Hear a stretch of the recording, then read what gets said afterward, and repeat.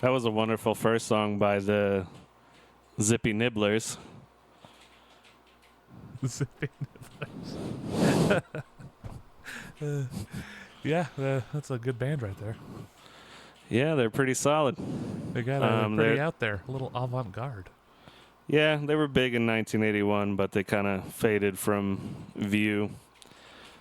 Damn, well, that's cool of them to let us use their music for the podcast. Absolutely.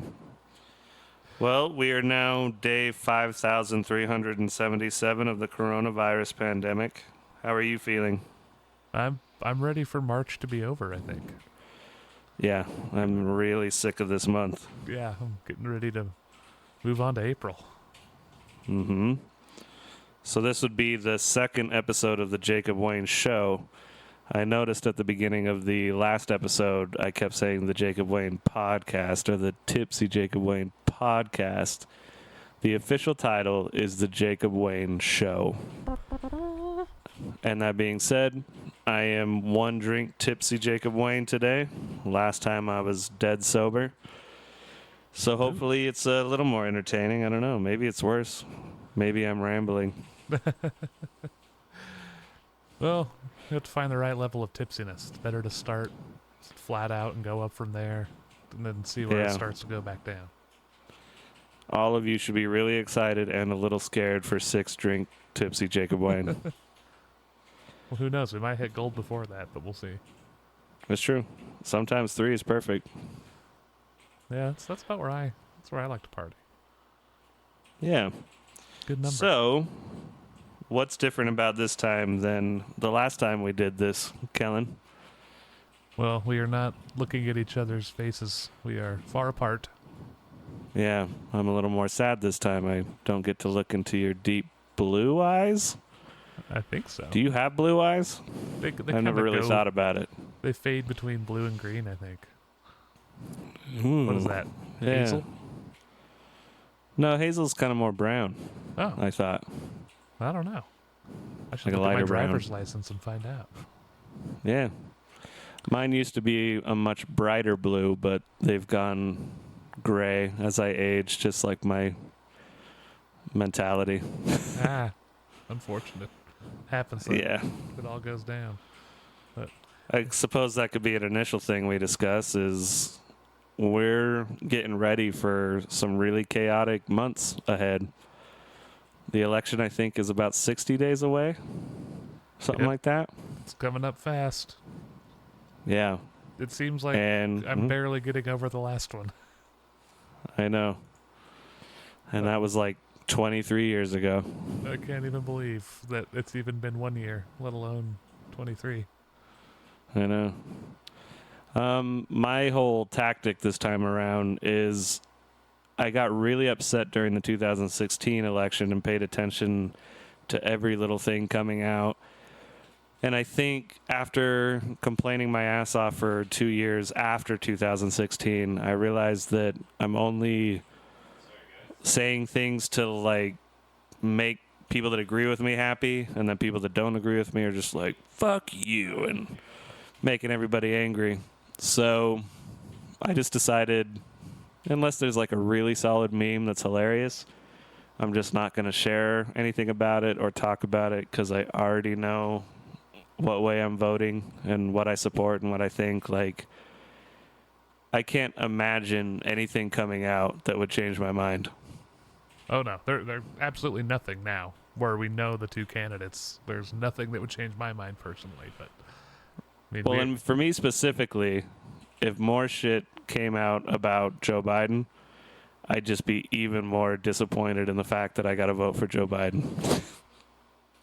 I'm just like, I'm not excited about it, but I'm like, clearly I prefer him over Trump. So the amount of stuff that would have to come out to make it even close to the same thing would be astounding. Everything that he gets accused of, Trump already does worse. So all the bad things that he creepy and all that stuff, it's like, well, Trump does that to his own family, so I don't even know why you're bringing that up. That's true. Yeah. But as I think we discussed on the first podcast, I don't want this to become a political slog of a podcast. Like, we're certainly trying to discuss the world we're in on kind of a weekly basis. So we will move on, but I would just like everybody to know that if Biden wins, that you're not safe. Anyway. Well, before we move on from that. Sure. All right, go ahead. My one point I wanted to say when you were talking earlier about, how you're talking on your Facebook and you're kind of in an echo chamber, like chances are anybody who disagrees with you and comes up with it, if they haven't blocked you, you might have blocked them. Who knows, maybe not. But, a lot of the times all your Facebook friends agree with you. So my thing is I'm trying to just not go down that same road where I'm just, complaining, and I'm mostly just going to tell everybody that asks my opinion, just be like, please just research, just look around. If you hear something, be like, where is this from? Why? Who wrote it? Why did they write it? Who's making money on what it? Is your source? Why am I reading this? Who wants me to read this? Just check your sources and look at what people do and just think about stuff instead of just voting down a party line. That's my biggest thing. I think that's what we should all be trying for, even more than our candidate, is just everybody's be like, stop voting two-party, just even just three, just anything. We got to break that up. Well, yeah, that's my spiel. That's a bit of a... I don't think that's going to be happening anytime soon. As far as that's the why third I'm saying party we just need to goes. start complaining about it. Yeah. We start moving that way, or at least get people to stop. It is a two-party system, but it gives us two candidates, and look at them for their reasons they're running, not the party they're running, Well, how about this for an example? Rather than the whole third-party thing, which would be ideal and be great to get to, but I recently got my ballot for the primaries here in Fort Collins, and I'm a registered independent, so I get a ballot for the Republicans and the Democrats. I just have to pick which one I'm going to vote on. And I noticed on both ballots that there's county clerk and representative and this and that, and there's only one option on the ballot. And that was the case with Republican tickets and Democratic tickets. So I would say we need to have more people actually running for these smaller seats and local seats, and people getting challenged on a more local level. And I think if we did that, that would create a greater diversity of opinion. And so you would have even more choice within the two-party system. And once you have that, then it's more conceivable for people to leave that two-party system and create a viable third, fourth, or fifth party. Yeah. Not to mention just the turnout and voting in all the elections that aren't presidential would be nice to see go up. Sure. Yeah, because my main concern is that a third party at this juncture just serves to help Republicans win. Because at the end of the day, this is a pretty conservative country. Even people that are defined as liberal are not that liberal. Yep. So essentially anytime you get a Ralph Nader or a popular guy, was it Gary Johnson in the Libertarian ticket in 2016? Yeah. It just siphons off votes from somebody you might actually prefer, and then it just goes to Trump, that's why I would suggest another option is preferential voting. So I could say I want Gary Johnson is my first choice, then I want a yard chicken, then Hillary, and then Trump. Yeah. And then maybe that would help. I've always liked that idea. I wish we could get maybe that would going. help switch some stuff up. Yeah. And I guess another thing I would say while we're kind of hanging out on it is that whole concept of oh, you're stuck in your liberal bubble or conservative bubble or whatever. I think that's just by nature how algorithms and are basically living in the information age works. So what I mean by that is not even with your politics. If I'm mostly looking at, say, four-wheelers, bass guitars, and pornography, I'm going to start seeing all these ads stack up of like, hey, do you want to go to this porn site? Do you want to go buy a bass guitar from this porn star? Do you want to... Like, it's just going to keep showing me the stuff I've Googled. True that. Or just thought about. Yeah, so... And I remember reading something, I would have to double-check this. If any listener now knows more about this, feel free to write us at fakoshka@gmail.com. But I do remember reading recently that Facebook doesn't even let music posts like go that far. If people share their own music or just share a music video or whatever, they're just like, we're not gonna let that spread around. But like if you're our music video, for instance.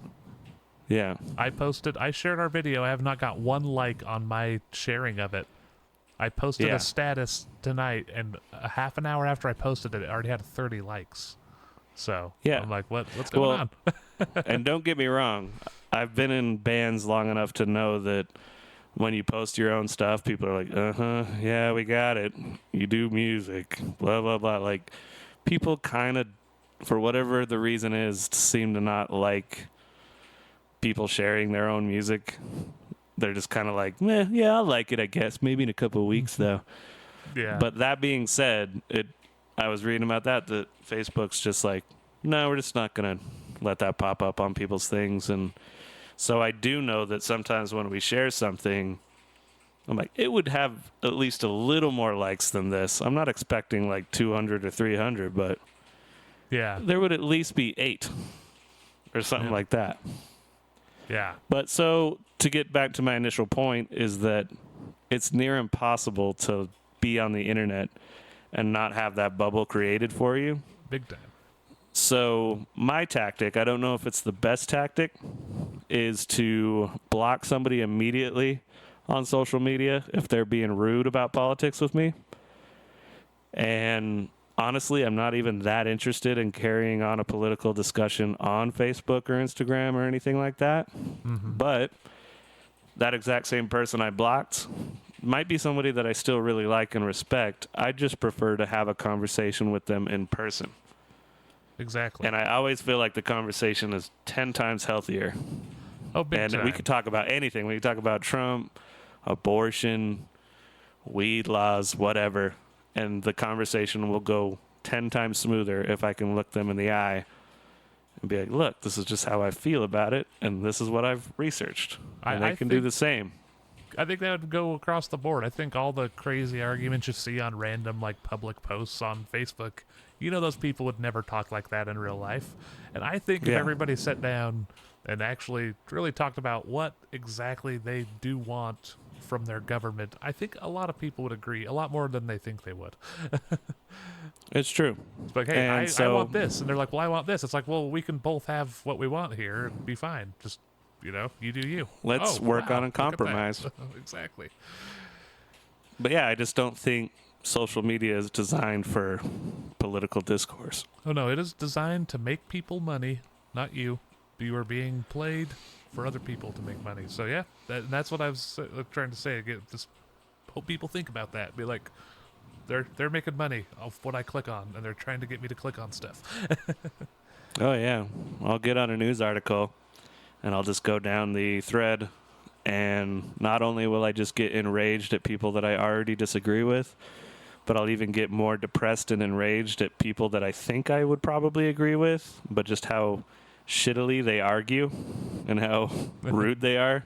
Yeah. And so it's just like I get so depressed going down those threads, and of course I still click on them because I'm like, oh boy, what are people saying about this? And then I get sucked in, and it's a hard habit to break.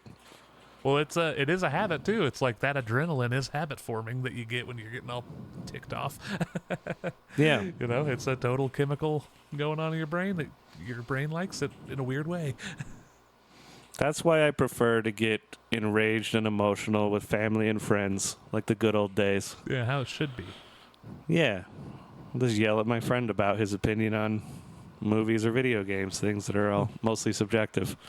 You know, I think we've talked about this before. I can't like cite the source or the validity of this, but I've heard this, that one of the guys that like invented that helped make the internet, the very first when it started, has like in the last couple of years been like, I don't know if we're ready for it. And I kind of agree. We are not, you know, global thought is kind of difficult for our little tribal societies. Yeah, was that Al Gore that said that? He invented the internet, didn't he? I can't remember. That seems right. There was some bit when I was a young lad about Al Gore saying he invented the internet. And I really don't know much beyond that, so... It was him and Karl Rove's science fair project, and they just took it to the next level. It's a series of tubes. Do you remember that guy? Yeah. I don't even remember who that was, but he was just like talking about the internet. It's a series of tubes. So, anything else about politics and us being whiny liberals or something? No, just hope people take to heart what we said. Just remember, you're being played by the internet, and watch yourself. We are hairless chimps in the information age. Got to be careful what we're letting into our eyeballs. There's way too much information out there, and a lot of it's fake. Mm-hmm. False? Fake. I don't want to say fake. Absolutely. False. It's completely fake. I agree. Well, if we're moving on, yeah. If we're moving on, then just remember, if Biden wins, you're not safe. Yep. Anything else come out this week that was new in the realm of movies or music or anything that you'd like to talk about? Not that I heard about. What about you? All right. I suppose we can start with some music releases. Cool. One that I did notice was a re-release. It's kind of a re-release. Have you ever listened to Mac DeMarco? I believe you showed me one of his earlier albums long ago. Yeah. He got popular a while back. I think maybe like 2013-ish. Could be totally wrong about that. But I totally missed the boat on that and discovered him way later. I'm looking up something real quick on him. He had a song in a commercial, right? Maybe. I haven't had television in such a long time that I tend to miss a lot of that stuff. Yeah. His most popular album, I believe, was called Salad Days, and that was released in 2014. We'll do a quick overview for those that don't know. He's a Canadian singer-songwriter, multi-instrumentalist, and producer. And his style of music has been described as blue wave, slacker rock, or by Demarco himself, jizz jazz. Ooh. So he's obviously a very colorful character. And I've kind of always liked his like bare bones approach to music. I think he records tape to tape and uses all these old school recording techniques. And he kind of reminds me of Paul Simon a little bit. Like a weird, silly hipster Paul Simon. Yeah, he's definitely got like his own sound going on. I've clicked through his album and I didn't get to listen to it all the way through, but I listened to a couple of tunes and yeah, he's got his own thing. It's cool sound. Yeah. So my personal favorite album of his is This Old Dog. That's where I discovered him. I was on pitchfork.com and it was just an album that was reviewed, and every once in a while I go through there and just try to find new music. And I was like, wow, this is really tasty. I dig it. And then his next release is Here Comes the Cowboy in 2019. Now, it's not my favorite. I'm not totally sure why, but it seems like it was like lacking a little something. And for a guy that's so underproduced, maybe that was the thing. It felt a little more like it had a nice sheen on it that you just kind of don't want from a guy like Mac DeMarco. Yeah, I know what you mean. Maybe the lyrics were just not enough there. Like, there's still some really great songs on that album. But this is why I bring it up, is he just released the demos for the album. So he released Here Comes the Cowboy demos. And he has released his demos in the past. And it just kind of gives it that weird lo-fi vibe to it. And so I don't know if he did it on purpose because reviews were mixed about it. But I went through this album again, and I did actually like the demos album more than the produced album, if you can believe that. Yeah, when I was looking on Spotify, I was like, wait a minute, this is the demos for this album. But then I looked down and saw like the Here Comes the Cowboy, like the full album was below. I was like, wait, what's going on? And Right. yeah, I listened to that too. I went and listened to the newer one. I was like, oh man, he already released like the sheened up album. That's interesting. And then yeah, I did kind of prefer the demos, which I've heard, a lot of bands over the years like release their alternate take or a demo take of it. Like there's a Steely Dan song, Everyone's Gone to the Movies, where they released their like the demo track, and it's like completely different song, like from the one that came out. Just the lyrics are the same. That's it.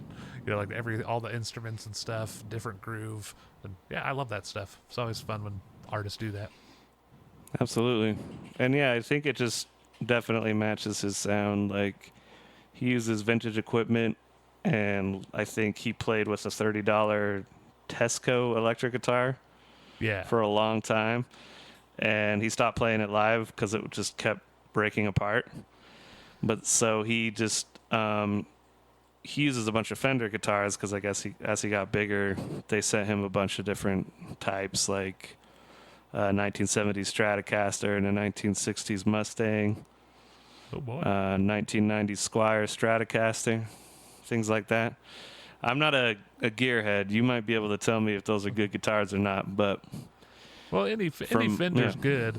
The whole thing about the cheap instruments is like from this time, like we're in a new age of instruments now where you can go, if you got a $30 guitar now, it's actually going to be pretty decent. Like, you get a $100 acoustic guitar that sounds awesome. You can get one all day now, and like all the CNC machines that are cutting out the guitars are getting more and more accurate. So machines can build a pretty good guitar nowadays. The cheap ones aren't bad. yeah. So, and I mean, you always know my approach has been, give me something with 4 strings, and I'll plug it into something that amplifies it, and I'll try to sound badass on it. I don't try to think too hard about what I'm playing on, but I've definitely grown to appreciate gear a little bit more as I get older. Yeah. The certain tones that something can provide. You've It's just not easily attained. All the secrets. You've learned Yeah. that the gain is not a volume knob. The gain is not a volume knob, girl. But as far as music goes, that's just about every release that I noticed that did much for me. Yeah, well, Nothing I new did for you notice this that, week? his album Before Salad Days, that was the one with the song that got licensed by Target for a commercial. So I did read that somewhere. I'm not crazy. What song is that? Moving Like Mike. Moving Like Mike. I don't even know that song, so I'm still learning my way around his discography. Yeah, I haven't had a chance to go listen to it either. I'll bet I'll recognize it, but Target has had Okay. some pretty cool musicians in their ads over the years, not gonna lie. Would you say it was a bullseye? Well, maybe. I don't know. I would. So I suppose with that, we can move on to some more movie news. Of course, one big thing that happened in between the recording of our last podcast and this one was the passing of Chadwick Boseman, which was very sad and tragic. Yeah, rest in peace. Yeah, rest in peace. Yeah, it was even crazier being that he was able to keep his cancer diagnosis like mostly private. I remember I had read a little something like a year or so back, but kind of like just dismissed it as just, internet fodder. And then this came out and it was still really shocking. I was like, oh, holy shit. And yeah, it's a big loss because he's a great actor. Not just Black Panther, but he had some other roles that were really good too. I was excited to see him do more stuff. I was blown away. I'm always, I haven't followed too many actors very closely, but he's done so much stuff, off screen too, other acting, and yeah, it's crazy. But apparently, like a couple of months before he died, some of his fans were noticing in some of his social media posts that he wasn't looking too good, and Yeah. starting to notice the decline. But yeah, I guess he never came out and admitted everything. Just even like the directors of his movies didn't know. That's crazy. Like he was there every day on set, not missing anything. Yeah. It's tough, Absolutely. Just a crazy work ethic. dude. Mm-hmm. And yeah, he will be missed. I remember when I was living up in Seattle and I worked at an after school program. I was working up there when Black Panther came out, and that shit was huge. Like, every kid loved that movie. Yeah. And that's what's going to carry over. Like, I know a lot of adults loved it too, but when a movie comes out and the kids love it as much as they did, like, he's going to have a legacy. So I guess that's the bright side of it, is he left us far too soon, but he left us a lot of great work and also showed us how to kind of carry yourself with respect and, have some dignity in a world that we're living in today. Yeah. That's So, yeah. it's cool. Yeah. I mean, all the way from, people a couple of years older than us all the way down to those kids, they're all going to just remember this. And yep, he's be remembered forever, like I said. Absolutely. Another bit of movie news is a little more lighthearted. It's not so tragic. Christopher Nolan has a new movie coming out called Tenet. Have you ever watched much Christopher Nolan? I need to catch up quite a bit. I think I've seen Inception and a few other ones. So I got to go pull up his list here and mark off the other ones I've You've seen. seen The Dark Knight, like that whole Yep, we Batman talked about trilogy. that, And there's Dunkirk, Interstellar. Those two I still have not seen and I really want to. I've heard many good things. Okay. There's also The Prestige. Yeah, that's another one that I think I saw like a few clips of that one, but I haven't watched that one all the way through. And I think I also saw The Dark Knight Rises. So. Mm-hmm. And then I think there was one called Insomnia, one called Memento, and one called Following. Yeah, and I've never seen those first three of his movies, and I was kind of looking at them. It's like, these all sound really good. I need to watch these. Yeah, Following was kind of his first film. It's a little lower budget. Our mutual buddy Mike loves that movie, or at the very least the concept of it. I haven't talked about it with him in a while, but I haven't seen that. I have seen all the other ones, and I mean, maybe it's a boring choice, but The Dark Knight is still my favorite thing he ever did. And so I'm excited to see this new one, but I will admit that the last couple I haven't been as into. He's starting to kind of have a very predictable Christopher Nolan vibe about his own work, which on one side of it, you almost kind of like, wow, you've distinguished yourself enough as a director to have that. But at the same time, it's like, well, his characters are going to be kind of cold and emotionless, and the plot's going to be really elaborate and interesting. But don't think about it too hard, or else you're going to start to not like the movie. Yeah. And Dunkirk, I will say, beautiful visually, some amazing practical effects, great sound engineering, but it bored me to tears. So I'm kind of excited for him to do one that has a little bit more going on. And maybe there's some fans of World War II that are like, look, motherfucker, that movie had the most going on. If you had some respect. But yeah, that's just where I stand on it. But different people. Yeah. And that's what's going to be interesting is I don't know when I'm going to be able to see it because all the theaters are shut down. I know recently they finally, after years, released the New Mutants in theaters, which it's like almost perfect because they didn't know what to do with it, and they knew that if they put it in theaters, it wasn't going to make as much as they wanted. But now, if it doesn't make as much as they wanted, they can just be like, "Yeah, it's COVID," Yep. and now you can pay a little extra and watch it earlier at home, and it might be perfect for them. Yeah. But as far as Christopher Nolan goes, he's one of the few directors that can still bank a lot of money on an opening weekend just based on the fact that it's his name as director. Yeah. Nowadays, it's a lot of superhero movies or franchises or remakes. And he can have a totally new original idea, and it just says Christopher Nolan. And you're like, people are going to show up to that. So I am definitely excited to see the new one, even though I'm like, haven't been as pleased as I have been in the past. So I will also say, go ahead. I heard the new one, like, it is going to be in some theaters, though. Like, he was, like, kind of wanted to wait because it is meant to be seen on a big screen. So I heard that they are going to put it into theaters, even with COVID going on. Have you heard that? Okay. I have not heard anything about that yet. So Thought I saw I know an that article. they can do that in the UK, but that's also because they've handled the coronavirus a lot better than us. Yeah. So they get to have movies. I know movies are opening here, but they're not opening new movies. They're showing like old family favorites and just keeping everybody super separate. So, Right. yeah. So I guess we will see what happens. I will say that my favorite movie-going experience of my entire life is a Christopher Nolan movie. That was Inception, and I was in Taiwan. I had been running around Taipei all day just seeing all the sights, and I got on the bus to go back to the campus where I was working. Mm-hmm. And then my buddy Yamil hit me up on the phone.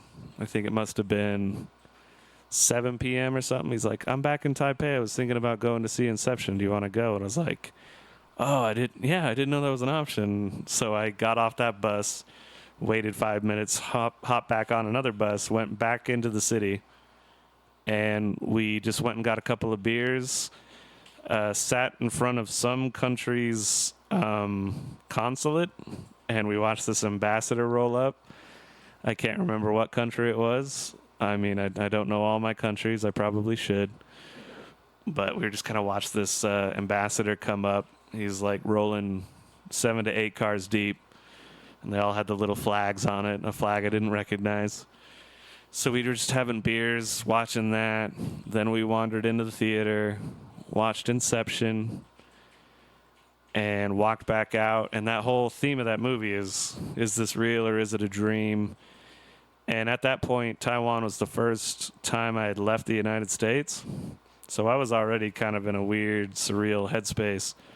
Yeah. And I remember walking out of the theater and looking up and seeing Taipei 101, which I believe at the time, 2010, it was the largest building in the world. Maybe the one in Dubai had surpassed it, but I can't remember exactly. Still, though, gigantic building, and it's just, it was a very surreal, beautiful evening. That's all I will say. Nice.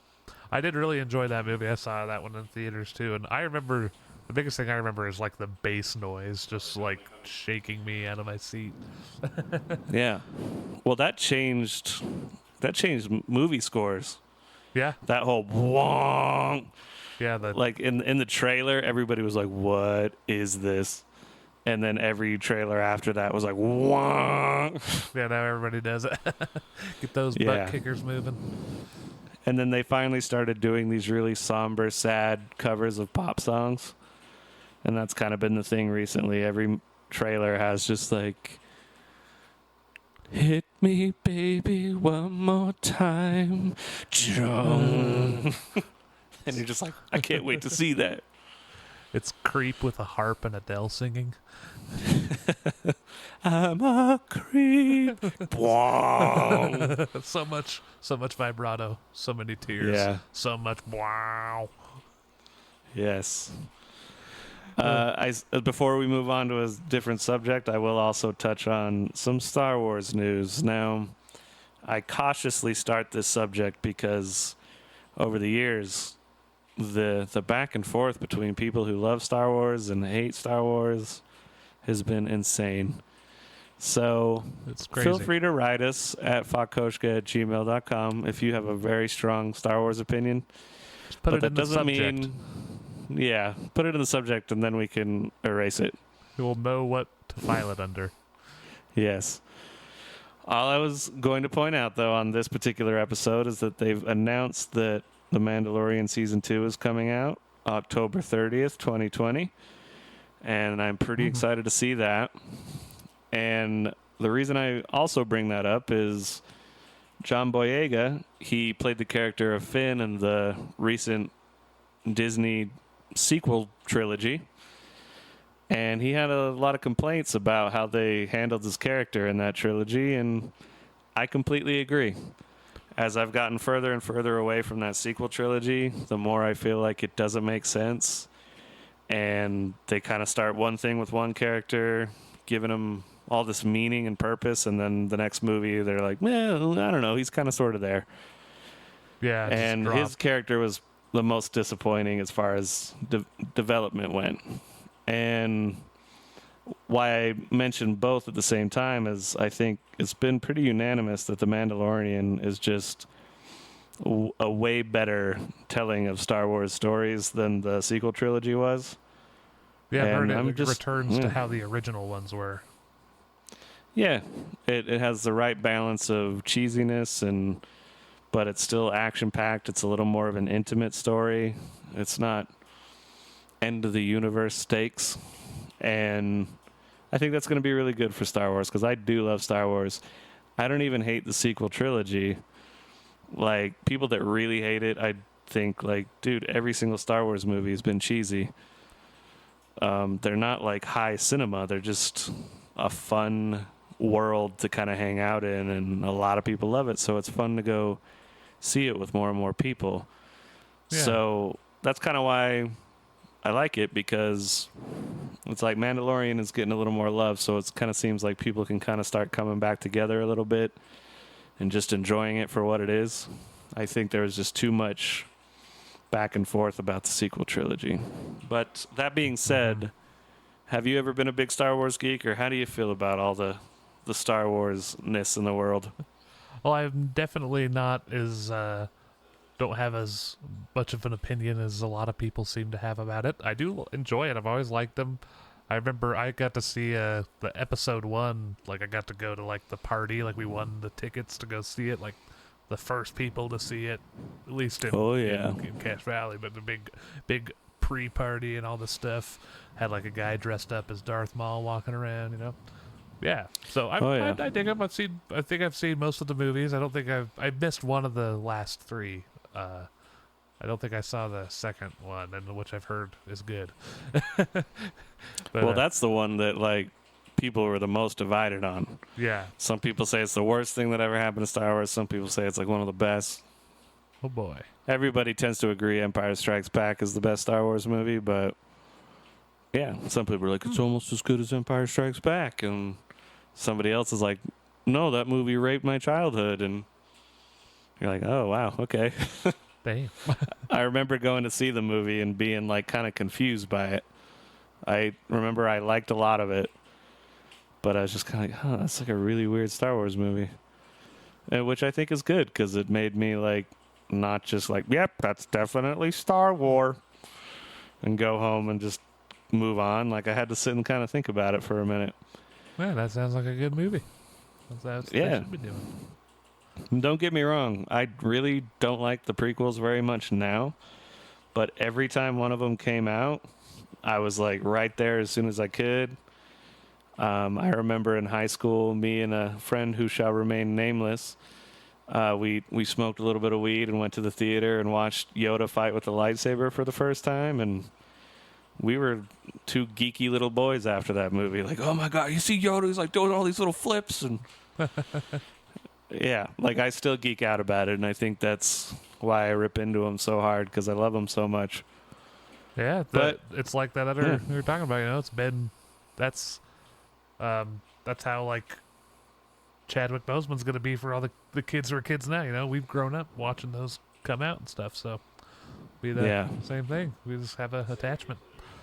Mm-hmm. The one good thing about The Mandalorian that I will say is I'm a huge fan of stand-up comedy and just comedic acting in general. And that entire first season, it had Brian Posehn in it and Bill Burr, had Amy Sedaris. Like, all these people pop up that I'm like, I love that person. Yeah. And so they definitely worked in a bunch of people, not to mention worked in a bunch of comedians that have consistently made fun of Star Wars. And they just like, no, give them a chance to see what this is all about. Maybe they'll change their tune. Come on in. Yeah. And which I think was a smart approach. I'll bet Brian Posehn freaked out when they called him. Oh, yeah, definitely. And just it was so good seeing him. That's awesome. Yeah.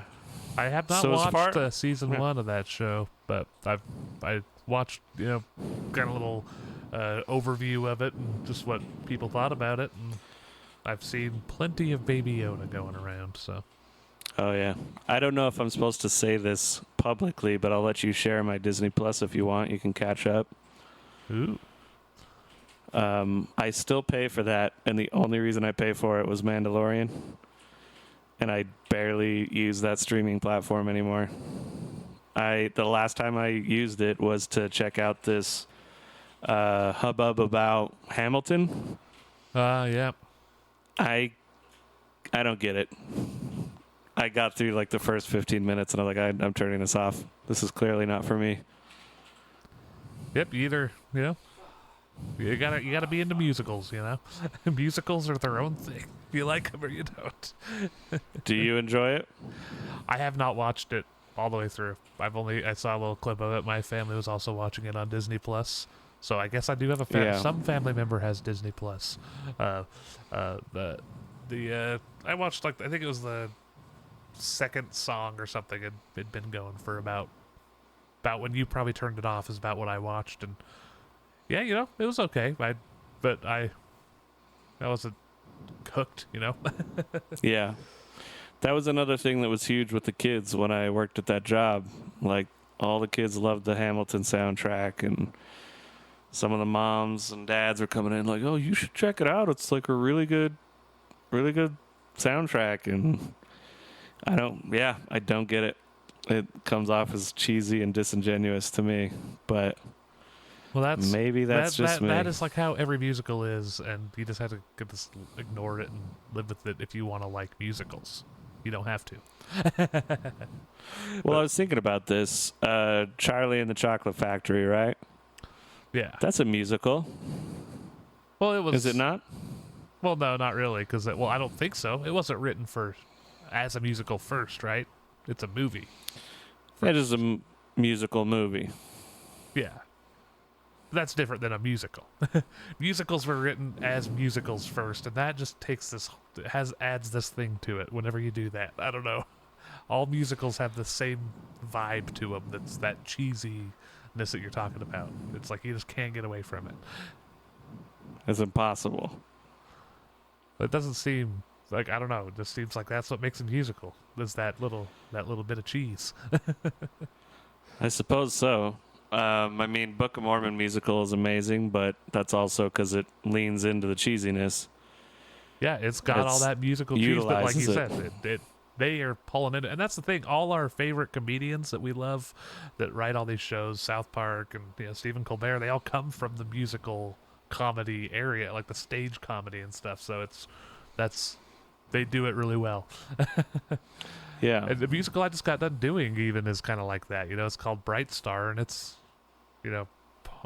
like, I don't know. It's not too much of a spoiler, but it kind of does spoil the whole thing. But, it's been out for years. They throw a baby off a bridge, and, like, that's pretty, that's what I'm talking that's about. Dark. Yeah, that's a pretty dark subject, but still, it's still kind of a cheesy musical in its own way. Well, do they have like the baby is under the bridge now, just like my career? They never sing about it. It's actually all visual. The baby throwing is never like sang about. It just happens, and it's actually the end of Act 1. The whole audience like gasps and the lights go down, and pretty crazy ending. That'd be pretty awesome, though. There's like all these really happy songs, and then they throw the baby over the bridge, and then it's just like, well, oh, damn. Well, see ya. Guess no more music. Those curtains just close like Good night, everybody. They actually specifically recorded the in between acts announcement to let people know. Be like, after a short intermission, the conclusion. It's not over. Don't go home. Not bad. All right. So, is there any other movie or show news to discuss? Anything else you've been watching or paying attention to? Well, I have a weird show I've been watching. I've got this addiction to this show called Rust Valley. It's a show about these two dudes up in Canada, and one of them's just been collecting old like junk cars and parts and stuff forever, and he's finally tried to like fix up some of his cars and sell them, make some money. He's starting his own like custom car business, and he's got his crazy buddy like with this insane laugh. They're just these two hilarious Canadians, and they just get into shenanigans and fix cars, which is so weird because I'm not like a car guy in any way. I just like the way they do it. I enjoy watching it. I have a weird spot for some of those car shows, so that's what I'm watching on Netflix right now. So is it kind of like a docu-series kind of thing? Yeah, it just follows them. Kind of. Usually, what happens is they'll pick a car from his lot, and somebody and like two other people will bring in a job for him to do. That's about the episode. About 3 cars going back and forth between what they're working on each of the 3. By the end of the episode, they usually get at least one of them done, and you see a fancy new car, all pretty. But Nice. yeah, it's fun. Yeah. As far as shows go that I've watched, I'm trying to get caught up with this Lovecraft Country. For some reason I feel like I said that wrong, but no, it's Lovecraft Country. And it's pretty solid. There's a lot going on already. I've only watched 2 episodes, and it feels like I've watched 7. Yeah, what's the what platform's on it, and what platform is it on, and what's the premise? I couldn't tell you the premise. Oh damn! It's just a lot of H.P. Lovecraft-like creatures and characters and situations, but it's set in 1950s America with some African American individuals, and it kind of follows them through their plight of dealing with Southern America mixed in with H.P. Lovecraft creatures. And Oh wow! yeah, it's hard to describe, and I'm not even totally sure what they're going for yet. So, I mean, in and of itself, if you're into something like that, then yeah, I'd recommend it. But yeah, it just has a lot of stuff it's trying to do. It's apparently based on a book called Lovecraft Country, and I haven't read it or even heard about it, so I'm not totally sure, how people feel about the book itself or anything. But it's produced by Jordan Peele, who did the movies Get Out and Us, which I loved both those movies, so perhaps it has that kind of tinge to it. So I've been trying to kind of watch that, and then I've been slowly getting my way through The Wire, which is a classic HBO show that some people argue is one of the best shows ever made.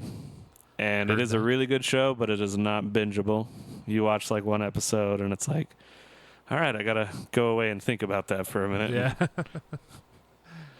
Then I'm also watching The Marvelous Mrs. Maisel, which is an Amazon show, and that's about a female stand-up comedian, also in the 1950s, I believe, and her trying to figure out how to be a stand-up while, being a woman in that era, which is definitely not easy. I've heard about that one too. Was that one pretty good? Enjoying that? Yeah, it's pretty funny, and I enjoy it. I haven't been grinding through it because I've just had a lot of other things I've been doing and working on, but yeah.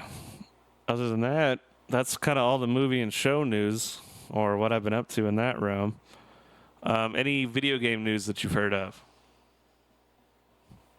I think Nvidia just had revealed their new graphic processor. I haven't watched it yet though, or heard anything about it, but I know there's a new fancy graphics processor coming. That's about all I know. Mm-hmm. So, That's cool. I know Nintendo announced some stuff, and we can get more in depth with it in the future because I only briefly looked into it. But it sounds like they're releasing a Super Mario 3D All Stars collection. And so it's Oh. kind of like Super Mario All Star back in the day with Super Nintendo. Now it's Super Mario 3D All Stars, so it's going to have Mario 64, Mario Sunshine, Mario Galaxy on it. Oh boy. And yeah, like I got pretty excited about that. But another thing I read also is that they're going to have limited physical copies and limited digital copies, which doesn't make a lot of sense to me. That's lame. But once again, that's a thing I'll have to read into before I form any particular opinion about it. But I definitely am excited for that Okay. because I love all those Marios. Yeah, those might be my three. Well, I haven't played Galaxy much, but I love 64 and Sunshine. And I did play Super Mario 3, like on the original Nintendo. That was another fun one. But you definitely keep me in the loop on that one, because Yeah. that sounds awesome. It was funny. Super Mario. Yeah. Go ahead. I remember when Super Mario Sunshine came out. I like saw the previews, and I was like, "What even is that? That doesn't look fun at all. It just looks stupid. I don't want to." It's kind of Yeah. like a water cannon. Was that even mean? And then I played it and was hooked. That game is so much fun. I like Super Mario 64 is easily my favorite out of the three, but I also really love Super Mario Galaxy purely for the gravity mechanics of jumping from one orb to another. Like when the Wii came out and they had that element as well, like it was mind blowing. It was great though. And it was one of those seminal moments in video games where you're like, holy shit, this is a whole new level. And I remember playing that and really, and you know what? I felt the same way about Mario 64 now that I think about it. So, Yeah. yeah, they just have a way of really upping the game when they have their releases. So to have them all together like that, it has me really excited. Yeah, that's awesome. I totally missed that news. So When you were visiting, I don't know if we touched on this, we did get a chance for you to play an old favorite of mine, which was Donkey Kong Country. Was that your first time playing that? Yep. I don't even think I'd ever even seen anybody play it until that. Yeah, but you liked the 64 version. And I remember when you told me that, that blew my mind. I was like, wait a minute, you played the 64 version, you've never played Donkey Kong Country? I was like, oh, like, you have to play it. Like, that's easily one of my favorite video game / video game trilogies of all time. Like, some people say 3 isn't that good, but that's like my favorite one out of the 3. And See, were they all on Super Nintendo? yeah, that trilogy was. And then 64, where everything was becoming 3D, they're like, we're gonna kind of rearrange it. And then it just started to kind of get that Banjo-Kazooie vibe, which wasn't really my kind of thing. And yeah, Well, I definitely missed the music and the 2D platforming of the original trilogy. Yeah. There was some good new music at the 64 one. I liked the music of that one. But see, the whole reason I never played Donkey Kong like Country is because that was the one console I never had, was a Super Nintendo. I had like cousins and a friend that had one, so that's where I played the Mario. Was that Super Mario Brothers with where you get Yoshi? I don't remember the Super Nintendo one. That was just Super Mario. Yeah, so Or Super Mario World. yeah, that's right. So that I played that one, and I played the Aladdin game a lot because my friends and family had it for Super Nintendo. Other than that, it was Nintendo and then Nintendo 64. So See, and I guess there you go. It's kind of like the Star Wars thing, right? You're gonna really love what you grew up with, and when they try to introduce the new thing, you're like, what the hell is this? Like, I remember I was not a fan of Donkey Kong 64, but perhaps on a revisit I'd be more forgiving. yeah, But I mean, at the end of the day, I'm going to say I love stuff, I hate certain stuff. It's just my opinion. I would not argue that I am absolutely right, unless, of course, I'm just trying to annoy you. Then I will say that. There's a buddy of ours I like to do that too. yeah. all that being said, I don't feel like I'm that knowledgeable on video games. That is definitely one of these subjects where I'd like to speak on it and report on it, but I don't know that much. So we have a mutual buddy, Neil, who definitely knows a ton about that stuff. And I was talking to him a little bit about where do you like to get your information on video game news and this and that and proper analyzation of the news. And he just sent me all this stuff. And I was like, how about you just come on sometime and we'll do a good big video game episode. Oh, yeah, that'd be fun. So I'm not totally sure when we will do that because we're definitely still figuring out our equipment and how we're going to go about recording. But I think that's something we could do fairly soon. Oh, yeah, we'll definitely have some cool guests on and all kinds of stuff. And that's certainly the goal. I would like to have more and more guests on here, people that are experts in whatever their field is, especially if it has to do with any of the subjects that we tend to talk about, like music or movies or anything. Yeah. But I mean, I'd even have somebody in who is a philosophy major and they could talk to us about Taoism or something. Like, just go right ahead and educate us. Oh, yeah, I'm down to just learn about anything. Yeah.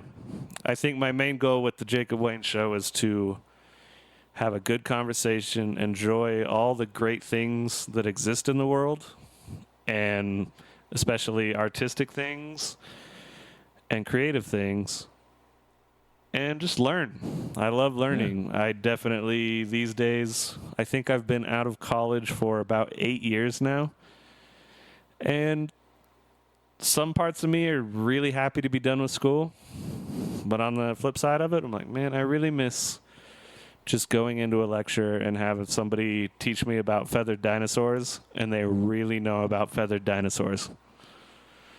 Yeah. And I know I could kind of do that on my own time with YouTube or whatever, but yeah, there's just something about a really solid conversation on various subjects or even a lecture from time to time. So like when you would go YouTube feathered dinosaurs and learn a lot about just that, but you know that they know everything about all the other dinosaurs too. It's just a different thing when somebody's made it their field of study for sure. Absolutely. So it's like, you know, when people talk about music, how they think about it, like as far as theory goes and stuff, it's always really interesting to me because I've spent a lot of time studying that. So, mm-hmm. And I mean, I definitely prefer longer form conversational podcasts than whatever this new trend is with YouTube videos where it's like top 5 feathered dinosaurs of all time. Like, just, it's too much. I'm like, you're stressing me out. Just talk about it. Give me 40 minutes. Just talk. Nice and easy. Yeah. And yeah, and hopefully all the people listening, you know, they'll also email in all their suggestions, what they want us to talk about. If they know something, if they're an expert on some topic, or if they're a movie, TV show, or video game they really like, send it in to fakoshka@gmail.com and we'll check it out. We'll talk about it. Absolutely. Every podcast that I know and love has great interactions with their fans and listeners.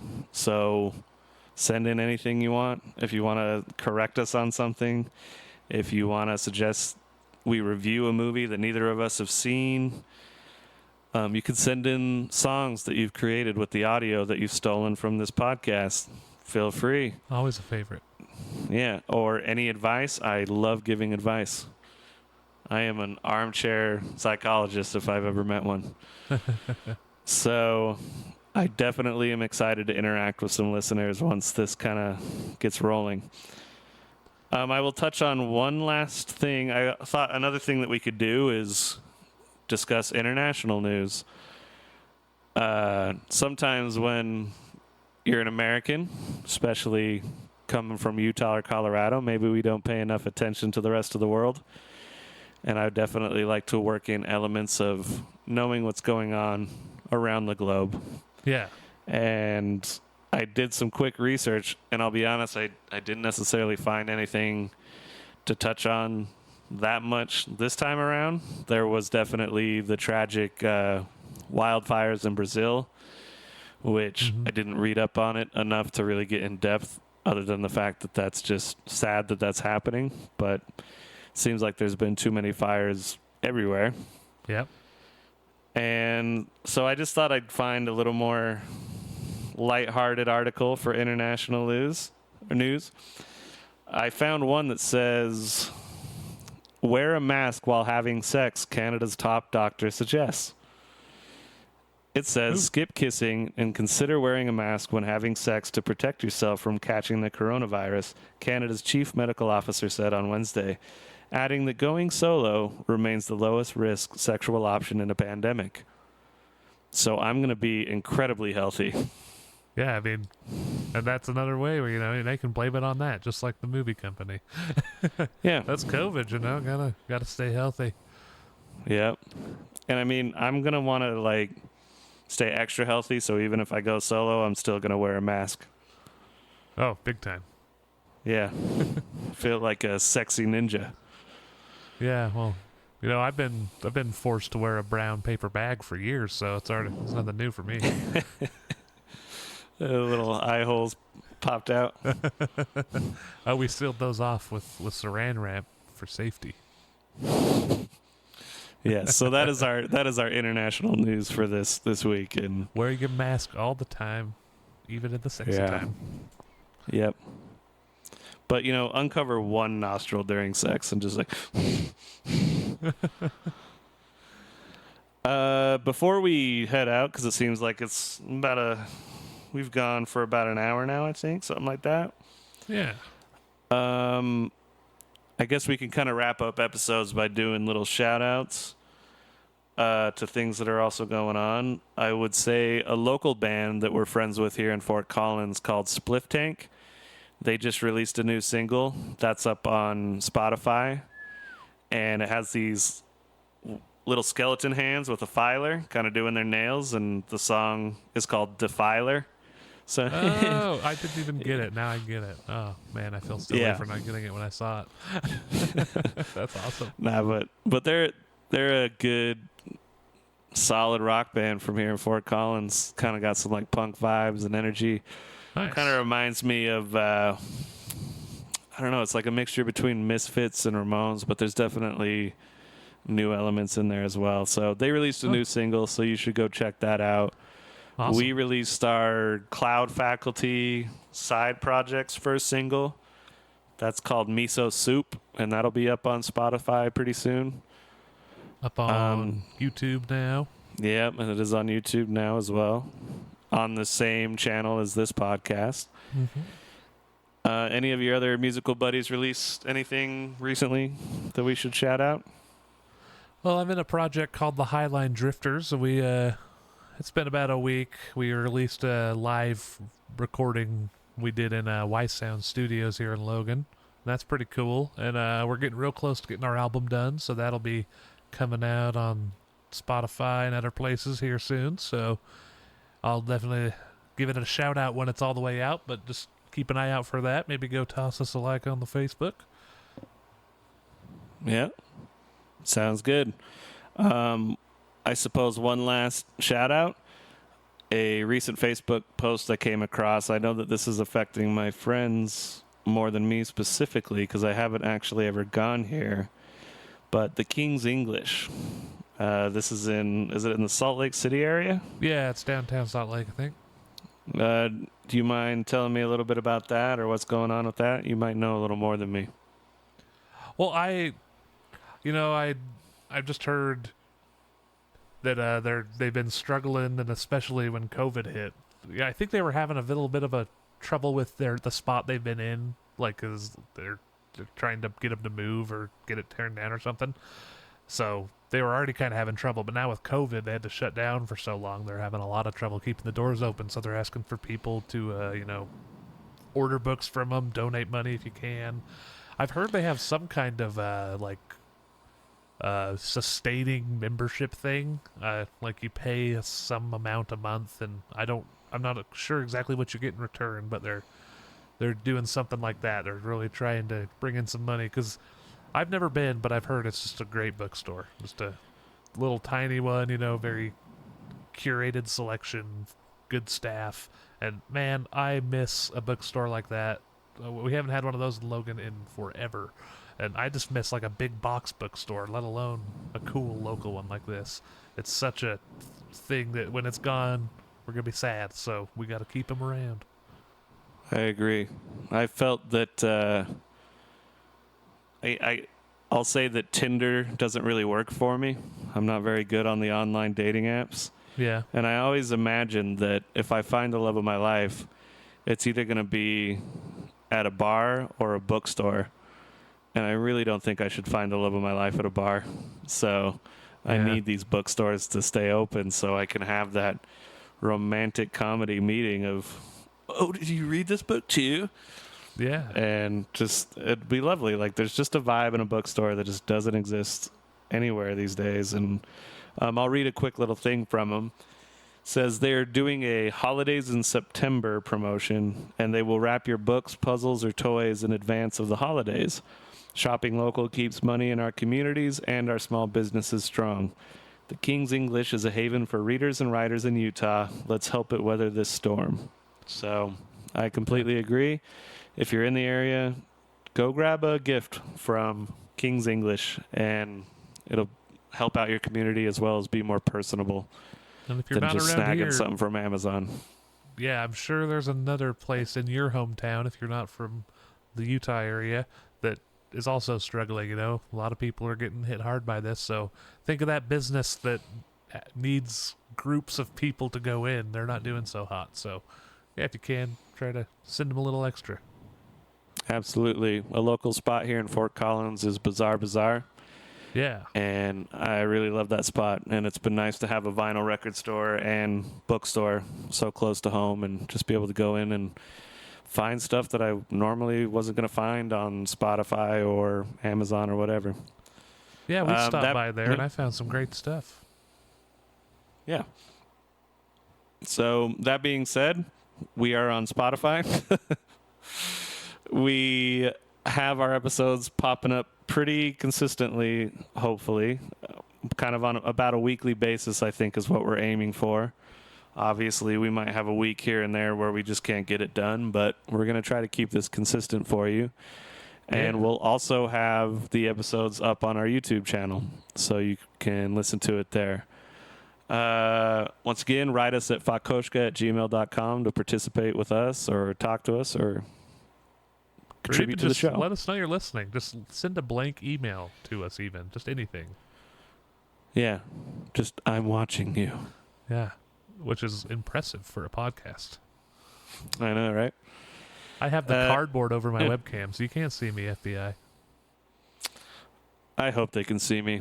They need to know all the things I do to myself. I've always thought that was like a really weird thought. Like, if people actually cared about that, like, what are they? Do they want to see that? Okay, whatever. I mean, if you Venmo me, you can see whatever you want. That's ultimately why I'm not that concerned about my privacy. It's just like, you know what you're getting. If you're here watching, you know it. You love it. It's delicious. Yeah. I am not concerned about my privacy. Hey. Ooh, buddy. All right. Well, that is episode number 2. We'll see you next week. Thanks, everybody. Bye-bye.